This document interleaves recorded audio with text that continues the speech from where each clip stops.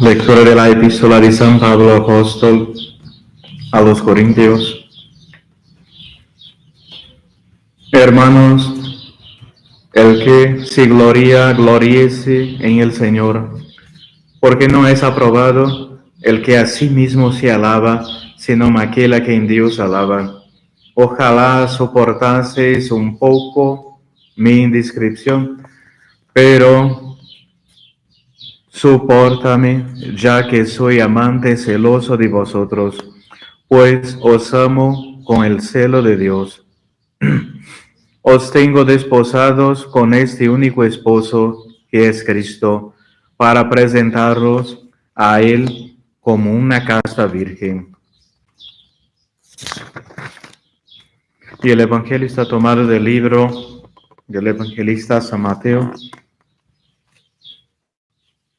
En aquel tiempo dijo Jesús a sus discípulos esta parábola: El reino de los cielos será semejante a 10 vírgenes que, tomando sus lámparas, salieron a recibir al esposo y a la esposa, de las cuales 5 eran necias y 5 prudentes. Pero las 5 necias, al coger sus lámparas, no se proveyeron de aceite. Al contrario, las prudentes, junto con las lámparas, llevaron aceite en sus vasijas. Como el esposo tardase en venir, se adormecieron todas y al fin se quedaron dormidas. Mas llegada la medianoche, se oyó una voz que gritaba: Mira, que viene el esposo, salí al encuentro. Al punto se levantaron todas aquellas vírgenes y aderezaron sus lámparas. Entonces las necias dijeron a las prudentes: Danos de vuestro aceite, porque nuestras lámparas se apagan. Respondieron las prudentes diciendo: No sea que este que tenemos no baste para nosotras y vosotras. Mejor es que vayas a los que lo venden y compréis el que os falta. Mientras iban estas a comprarlo, vino el esposo, y las que estaban preparadas entraron con él en las bodas, y se cerró la puerta. Al cabo vinieron también las otras vírgenes, diciendo: Señor, Señor, ábrenos. Pero él respondió y dijo: En verdad os digo que no os conozco. Velad pues, porque no sabéis ni el día ni la hora. Dios te salve María, llena eres de gracia, el Señor es contigo. Bendita eres entre todas las mujeres, y bendito es el fruto de tu vientre, Jesús. Santa María, Madre de Dios, ruega por nosotros pecadores, ahora y en la hora de nuestra muerte. Amén. San José, ruega por nosotros. en el nombre del Padre, del Hijo y del Espíritu Santo. Amén. Pueden sentarse. Hoy es día de Santa María Magdalena de Pazzi. Ayer vimos un poco su historia, una santa que dedicó toda su vida a padecer y sufrir por nuestro Señor Jesucristo. Prácticamente ya se pasó el mes de mayo, casi no hablamos nada de la Santísima Virgen, ¿no? Y hay todavía muchísimas cosas para hablar sobre ella. Hoy vamos a ver un poco sobre el tercer secreto de Fátima, de las apariciones.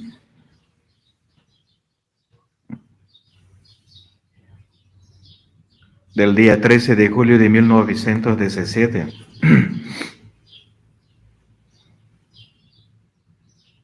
Unos días después del 13 de julio de 1917, a la pequeña Jacinta, interrogada por personas impertinentes, se le escapó decir que la señora había dicho a los videntes ciertas cosas para ellos.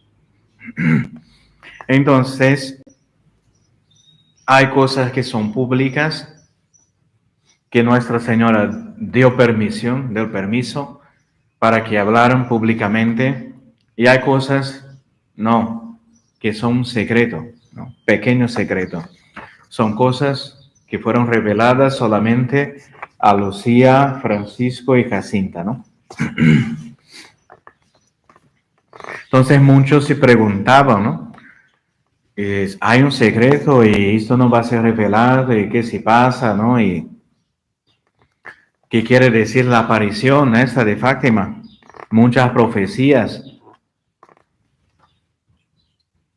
Como se sabe, fue su excelencia, su eminencia, el cardenal Schuster, arzobispo de Milán, amigo personal de su santidad Pío XII, quien en una pastoral especial del 13 de octubre de 1942 dio a conocer el contenido de la admonición mariana. Pío XII quiso que el secreto de Fátima fuese conocido antes de hacer él la consagración del mundo y de Rusia al Inmaculado Corazón.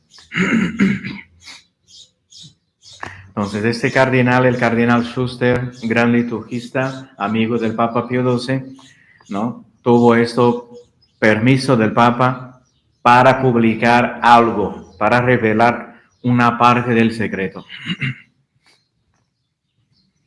Porque el Papa Pío XII, algunos años después, hizo la consagración del mundo y después la consagración de Rusia al Inmaculado Corazón, a pedido de Lucía, Sor Lucía.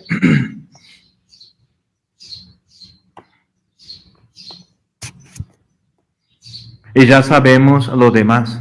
Las amenazas y las promesas de la Reina de los Cielos son ciertamente en gran parte la causa de esta tensión angustiosa, mezclada de temor y de esperanza que todo el mundo otorga ahora al misterio de Fátima. Y lo que permanece oculto, ¿cuándo será revelado el tercer elemento del secreto? A esa pregunta, ya en 1946, tanto Sor Lucía como el señor obispo de Leiria, Portugal, me contestaron exactamente sin dudas y sin comentarios en 1960. Entonces, el tercer secreto de Fátima, la última parte, ¿no? Tenía de ser revelado en 1960. Cosa que todavía no se pasó, ¿no? El Papa de Fátima era el Papa Pío XII, ¿no? Fue el Papa Pío XII. Él consagró Rusia y después de la guerra, ¿no? Y después vino un tiempo de paz, un cierto tiempo de paz, pero ya en 1960 él tenía de revelar ya la tercera parte del secreto, ¿no? Que muchos creen que sería la apostasía de las autoridades de la Iglesia, la pérdida de la fe por parte de la jerarquía católica, ¿no? Sobre todo con el Concilio Vaticano II, ¿no? Y con todo esto que vemos actualmente, que sería una guerra, un combate, una lucha espiritual, y no ya física como en la Segunda Guerra Mundial. Prácticamente el secreto de Fátima está relacionado con Rusia, ¿no? Y la guerra, el comunismo. Fátima es una condenación formal y abierta en contra del comunismo, del socialismo. Y cuando tuve la audacia de preguntar por qué era preciso esperar hasta entonces, los años 60, tanto el uno como la otra me respondieron, porque la Santísima Virgen así lo quiere. ¿No? Entonces hay cosas que uno no sabe, no comprende. Y solamente cuando se pasa, cuando uno ve se pasar, ahí sí va a comprender. No, Nuestra Señora hizo una alerta para todos, pero nadie siguió, escuchó su voz.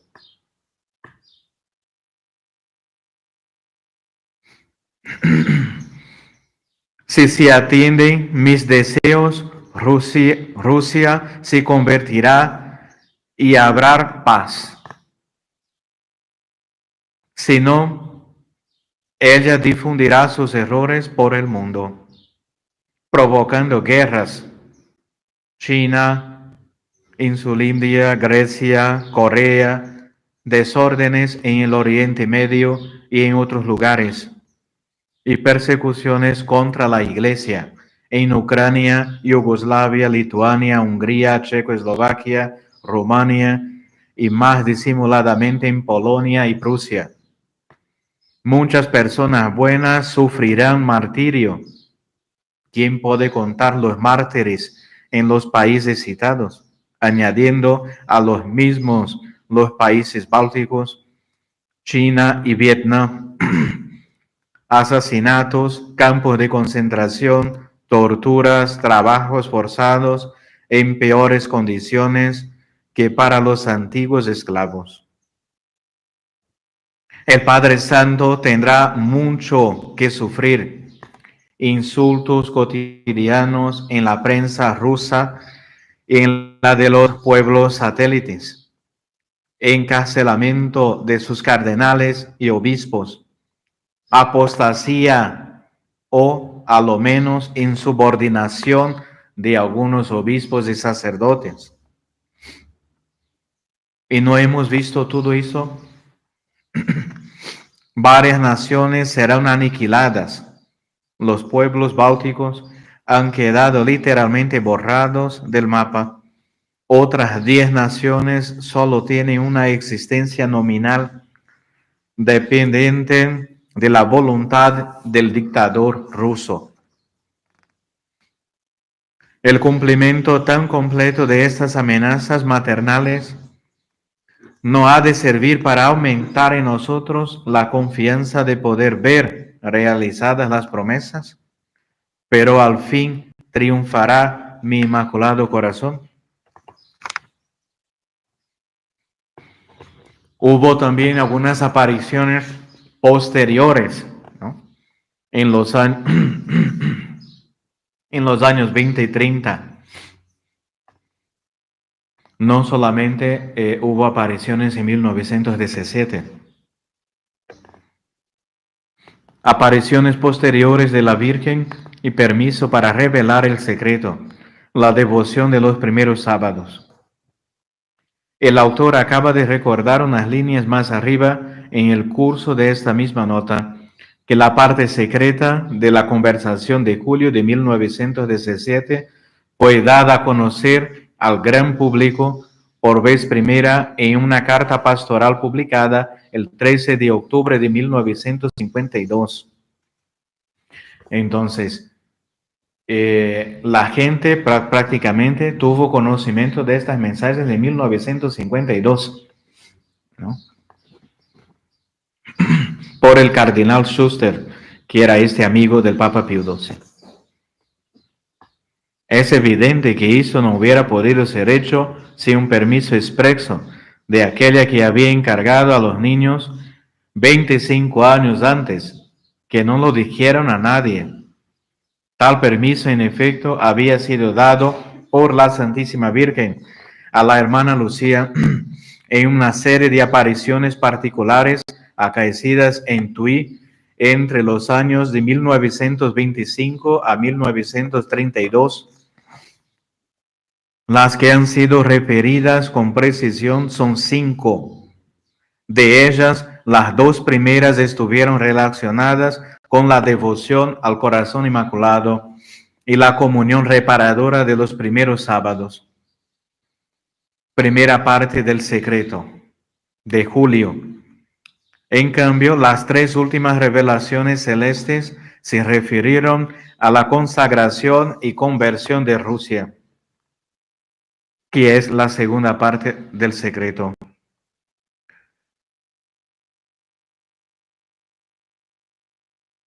Sin embargo, consta que después del 13 de octubre de 1917, la Virgen volvió a aparecérsele por 7ª vez en la cova de Iría, a Lucia sola,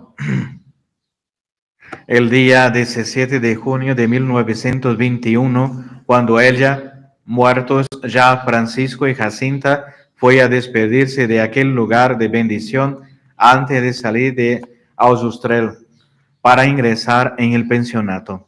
Entonces, cuando ella fue a visitar por la última vez ese lugar después de la muerte de Francisco y Jacinta, ahí también hubo una aparición.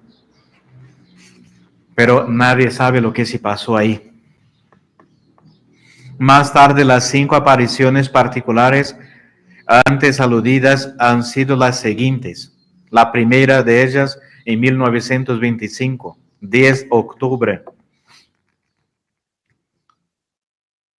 Cuarto de Sor Lucía, a un postulante en el convento de las Hermanas de Santa Dorotea.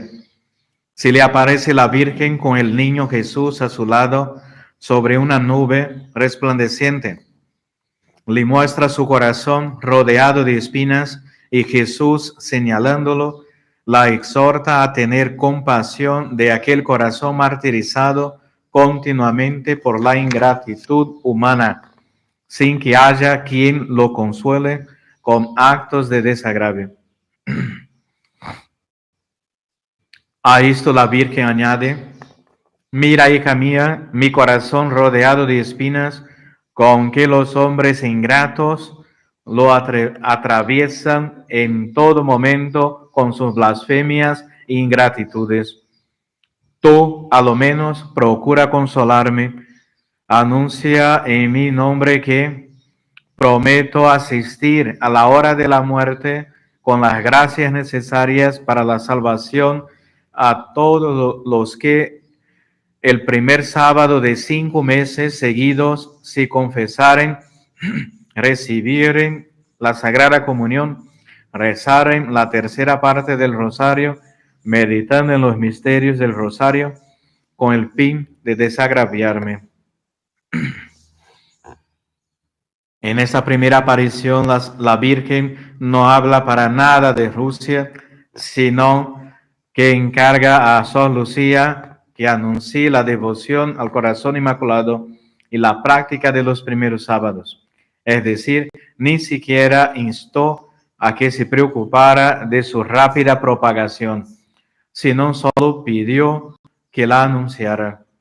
Sor Lucía procuró difundir esa devoción alrededor de sí, pero sin hablar a nadie de la aparición de Nuestra Señora ni del secreto. En 1926, 15 de febrero, nueva aparición del niño Jesús que anima a Sor Lucía a propagar la devoción al Inmaculado Corazón de María, no obstante las dificultades sugeridas por el confesor. A la pregunta de si, no pudiendo hacerse la confesión en el primer sábado del mes, ¿bastaría hacerla durante la semana? La respuesta es afirmativa, con tal de que si esté en estado de gracia y si tenga la intención dicha. En 1927, 17 de diciembre, capilla del convento, Sor Lucía recibe el permiso del cielo para revelar el secreto, exceptuada la tercera parte, el tercer secreto. Se lo comunica a su confesor, al padre jesuita José da Silva, a la superiora provincial, al obispo de Leiría y al canónigo doctor Galamba. En 1929, también en la capilla del convento, la Virgen se le aparece y pide la consagración de Rusia, hecha por el Papa en unión con todos los obispos del mundo. No pidió la consagración del mundo, sino concretamente la de Rusia. La hermana Lucía lo comunicó a sus superiores, al padre Francisco Rodríguez y a su confesor de entonces, el también jesuita padre José Bernardo, quien le mandó lo escribiese, informó al obispo de Leiría y se preocupó de que la petición de la Virgen referente a Rusia llegase a conocimiento del Santo Padre, el Papa Pío XI. En 1932, desde Rianjo, donde por orden de sus superioras había ido a descansar un mes, Sor Lucía escribió al obispo de Leiría insistiendo sobre la misma petición y añadía unas palabras de nuestro Señor. así como el rey de Francia no atendió mis peticiones, el Santo Padre ha de consagrarme Rusia, pero será tarde. En Francia también se pasó esto. Nuestro Señor pidió para que poner ahí en la bandera de Francia la imagen de su Sagrado Corazón, y él no siguió estas indicaciones. Entonces nuestro Señor dijo que cosas terribles iban a pasar en Francia, incluso la muerte del rey Luis XVI. Y María Antonieta también, toda la familia imperial fue asesinada por los revolucionarios, y así se pasó. Y cuando él ya estaba en la cárcel, ahí mandó poner el Sagrado Corazón, pero ya era muy tarde. Creo que así también se pasó. Nuestro Señor insiste, pide Nuestra Señora también la consagración de Rusia, y el Papa Pío XI no hace nada. Entonces ahí comienza la guerra, ¿no? La Segunda Guerra Mundial, y todos estos problemas, ¿no?, que pasamos. Sobre este extremo concreto, por lo demás tan arcano y estremecedor, de las consecuencias que para la paz del mundo y la conversión de Rusia ha de tener la consagración de este pueblo al Inmaculado Corazón, hecha por el Santo Padre, resultaría peligroso e impertinente extender sin fantasías. Los datos históricos seguros que conocemos son, además de los consignados en el apartado anterior, los siguientes. En 1940, Sor Lucía insistió otra vez ante el obispo de Leiria, en Fátima, con una nueva carta referente a la falta de realización de los deseos de Nuestra Señora. Y también escribió directamente al Santo Padre, exponiéndole la petición exacta de la Virgen y pidiéndole la consagración del mundo, con especial mención de Rusia. Ha de recordarse que lo que la Virgen había dicho el 13 de julio de 1917 en la segunda parte del secreto es: si atendieren a mi petición, Rusia se convertirá y habrá paz. Si no, extenderá sus errores por todo el mundo, promoviendo guerras, persecuciones contra la Iglesia. Los buenos serán martirizados. El Santo Padre tendrá mucho que sufrir. Varias naciones serán aniquiladas. Y de facto la guerra empieza, ¿no?, en 1939, ¿no? De 1939 a 1945 fue la guerra. Exactamente al fin del pontificado de Pío XI y comienzo del pontificado del Papa Pío XII, el inicio del pontificado del Papa Pío XII.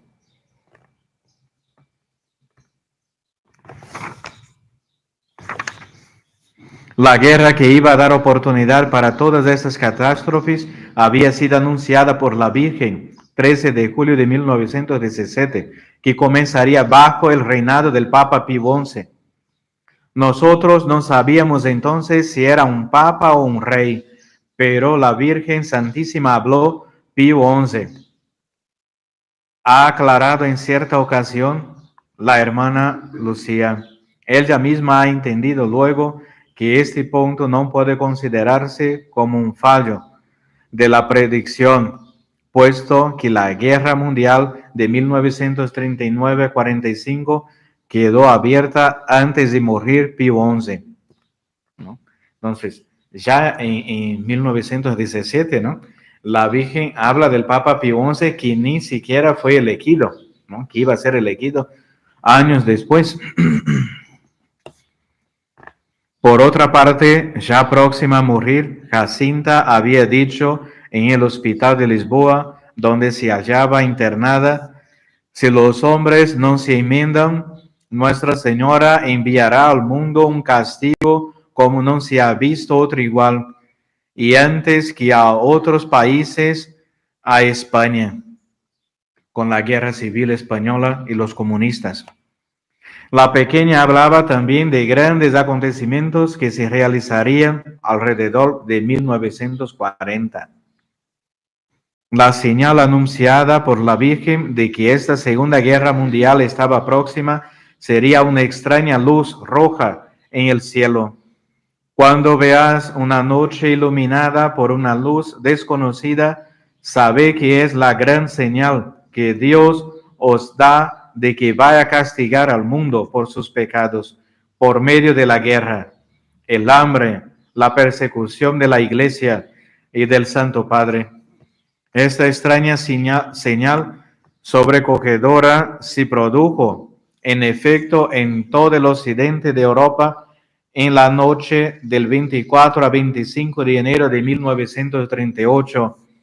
Yo mismo me acuerdo perfectamente del aspecto misterioso y alucinante del cielo en la noche estrellada, encendida por un fuego cárdeno, toda la bóveda celeste que pude observar con gran nitidez desde la plaza y las calles oscurecidas de Aracena, mi pueblo natal, en la Sierra Morena, próximo de Sevilla, donde yo, soldado combatiente entonces en la guerra española, pasaba unos pocos días de permiso obtenidos coincidiendo por fortuna con un íntimo motivo familiar. Entonces toda gente vio, el cielo estaba completamente rojo, como sangre. Después, el 31 de octubre de 1942, se dio una oportunidad favorable y el Papa consagraba al mundo al Inmaculado Corazón de María en su radio mensaje en portugués con ocasión de la clausura de las fiestas jubilares de los 25 años de las apariciones de Fátima. Pero faltaba en el texto pontificio la mención especial de Rusia. Estábamos en el momento álgido de la Segunda Guerra y tal mención de uno de los grandes países combatientes hubiese parecido un acto de beligerancia por parte del Romano Pontífice. En 1943, 20 de abril, San Lucía, en una carta que fue leída durante los ejercicios espirituales que celebraban en Fátima, todos los obispos de Portugal se queja de que el Señor está descontento por haber sido incompleto el acto del Papa.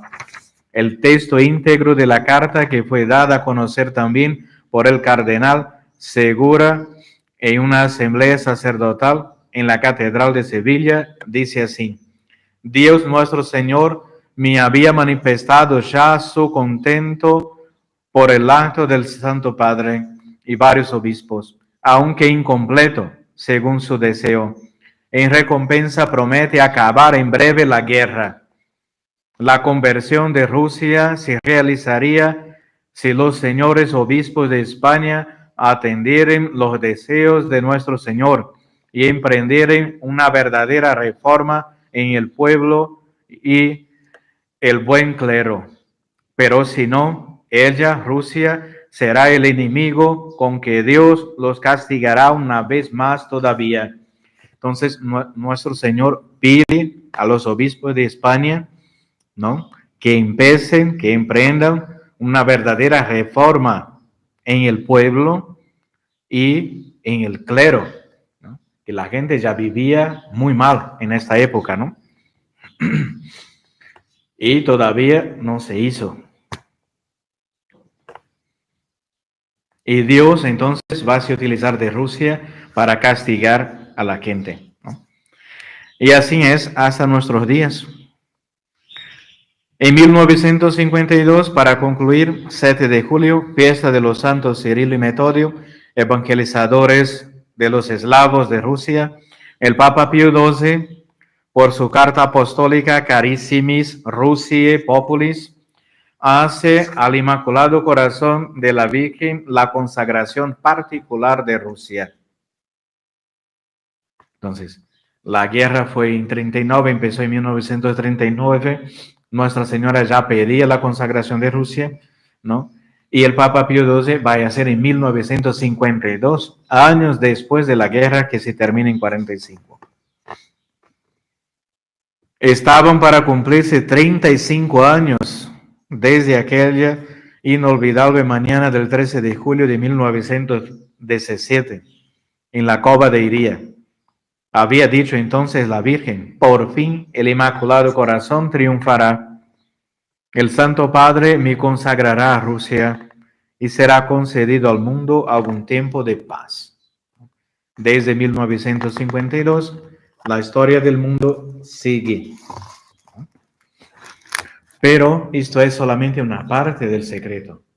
No olvidemos que Nuestra Señora dice, ¿no?, pide al Papa que en 1960, ¿no?, revelara la última parte, el tercer secreto.